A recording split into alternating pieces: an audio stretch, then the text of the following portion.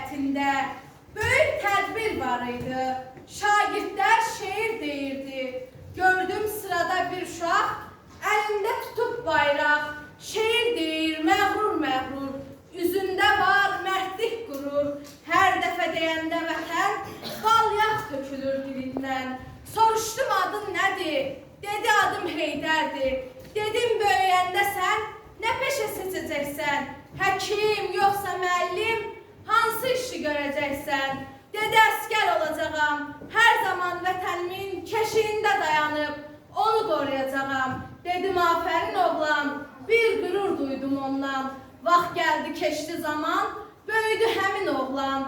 Elmlidən elm öyrəndi, oldu müdrik bir cavan.